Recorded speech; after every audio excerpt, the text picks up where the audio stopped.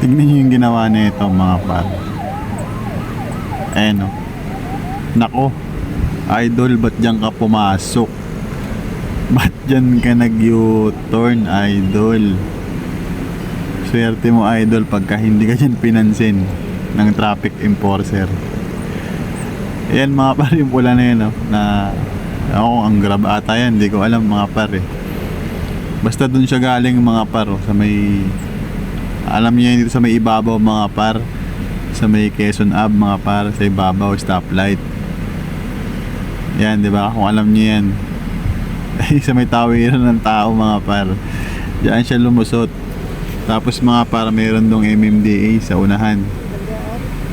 And di ko lang alam kung ano, kung papansinin siya or what. Pero yung puti na yan mga par is naabutan niya ng red light, kaya nag-stop siya dyan mga par sa pedestrian. So hindi naman na siguro yung papansinin mga par ng enforcer. Ito ang mga parang ano eh, mukhang ano to eh, malinaw pa sa sikat ng araw eh, oh. Ba't kasi andyan ka, kuya? Naku, ayun na, lumapit na. Patay ka talaga dyan. Mukhang matitikitan ka talaga, kaibigan. Kasi ang linaw-linaw, kaibigan, maling-mali ka talaga. Siguro kung motor ka, medyo ano pa eh, hindi papansinin eh. Ang problema, puro bilis yung dala mo, kaibigan. Kaya for sure ticket ka dyan par, idol. Ayan ay sinasabi ko eh. Bakit kasi dyan lumusot? Ba't niya kasi nag-U-turn? Alam mong tawira ng tao yan eh, di ba?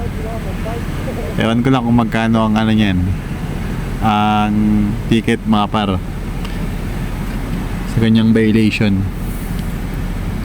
So good luck, idol, kung magkano man yung babayaran mo. And sana maging aral na siya yan, lalo na di mo kabisado yung lugar. Huwag kang basta-basta mag-U-turn ng alanganin or ano. Mahirap na mga par, diba?